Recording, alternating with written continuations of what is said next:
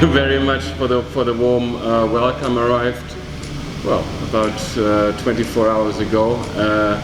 Had a very lovely and busy day yesterday, visiting banks, other debt collection agencies, and it was very interesting. So I'm also extending my regards from the CEO of EOS, Mr. Marvin Ramke, and so for the next 10 minutes or so, I'd like to give you some insights about EOS, who are celebrating their 50th birthday this year, and what made them successful, and also tell you a little about my field, which is international debt collection, and hope that it will be interesting for you.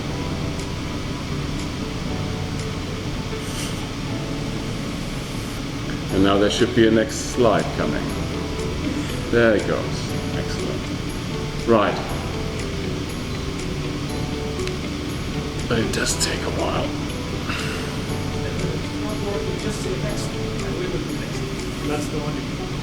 Okay, then you're gonna have to. Then I have to say next. A lot of next. You'll see it hopefully. All right, next please. EOS today is a market leader in debt collection. You know what? This from you. Okay, and I will do that with the hand. Otherwise, it's going to be forever. Right. We have 60 subsidiaries in more than 20 countries. At the moment, it's 25 actually. There's 6,000 people working for EOS, and we collect in over 180 countries, celebrating our 50th birthday this year. So, how did? Next, please. How did EOS? So just to give you some more numbers. So our revenues over the last 4 years strive in the areas of 800 million euros to a billion euros. And next, please. And next. Is working? No. Righty. And also, it's a very profitable company, which makes me and my colleagues a very, very happy man. So our EBITDA, and actually the EBT, the actual one, is regularly over 300 million euros. Now, how did EOS get there? 50 years ago, there's a big mail order company in Germany employing 40,000 people globally. In 1974, they decided that debt collection is a bit of a dodgy business, so they outsourced the whole thing and founded their own company with about 70 people.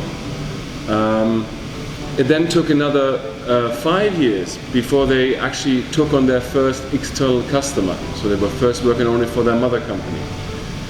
Then 2 years later, they founded their first foreign subsidiary in the Netherlands in that case. And already in 1983, they purchased their first their debt portfolio, which is today still one of our core business. What follows is a big expansion in markets, big diversification in products, a focus on debt purchase, so freeing the economy, freeing the balance sheets of the companies of their debts. And last but not least, the foundation of the Crossborder Center, for which I'm responsible. Now, how did EOS manage to become so successful? So one thing is flexibility and adoption, and it doesn't matter whether it's marketplaces, products, technology. So, for example, we are today in 25 countries, but we actually used to be in 30 countries. If it's not working out, close it. If it's not working well, try to fix it. If none of this is working, try to sell it.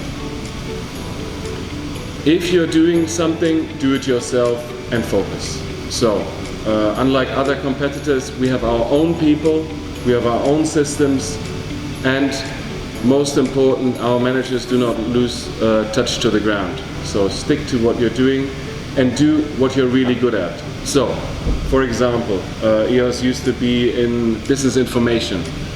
We used to be in skip tracing. Not our business, we decided, let's do what we're good at, which is debt collection. Internationalization and diversification. This group of companies is just like a stock portfolio. It goes well in one country, that's fine. If it's not going well in another one, it will go somewhere else. If one product is not going well, another one will. And last but not least, and this may sound like a marketing slogan, but it's not. Treat debtors ethically and fairly. It will pay back. With your success, with your collection success, but also with your reputational, with your reputation, but both with your customers and also if you're a debt buying company, with yourselves. Now, coming to my home turf. What I'm doing with the team is we organize international debt collection within the EOS group and beyond that. So give you some figures. We have 74 partners worldwide who exchange debt collection cases when, in the case if a creditor is in one country and a debtor is another one. This way we handled around 110,000 cases last year, creating 24 million payments, and we actually sent cases to 191 countries. Also, not a marketing figure, that's for real. One could ask oneself, why would you want to have 74 partners? You know, it must be, you know, like quite a lot of work to manage these. Yes, it is. Couldn't you do it centrally from cheap labor country, for example? Easy answers. It's all about local. So what we need basically is just take an example. If we take a case from Germany and we send it to, say, Oman, how shall we collect here in Oman? We don't speak the language. You know, we cannot handle the local currency. So we give it to our local partner who will be able to do that. Basic. The other thing is we need legal local expertise. So can we go to court from somewhere else in Oman? No, we definitely cannot. We need our local partner. Also for post-legal execution, it's only possible with our reliable partners. And now here comes my main point, is local culture and customs. I have learned quite a bit the last 24 or it's 30 hours almost. Starting from doing this when you don't want any tea anymore. I need to be very careful about my salt and I shouldn't be finger pointing. So this is something that we need to do here. For a last point, not to bore you too much. So operating a global collection network. What does it take? It takes technology. Without technology, it's not doable. We operate a closed shop online platform where everything from messaging to the actual data to financials is run through an online platform. So no stuff is running and flowing through the internet. Compliance, and we discussed that a lot during the last 30 hours. Nobody of us, neither the creditor nor us as a debt collection company, can afford any reputational risks or fines. There's a natural, and Khalil said it rightly, when you hear debt collection, it's fear and threats. If you do it rightly, no, there's no need to do that. So we have a code of conduct which everybody follows, and we actually do audit our partners. Talking about partners, so there is a lot of debt collection companies out there. Also in Oman, I learned. We don't choose anybody. We go for trustworthiness for one, and we go for success, of course. I mean, we're a company aiming for profits. What we want is a true partnership. I don't want a supplier-client relationship. I want a win-win situation, and I want mutual inspiration. Something we've been living, Eamon, for the last 15 years, inspiring each other in our efforts. Trust.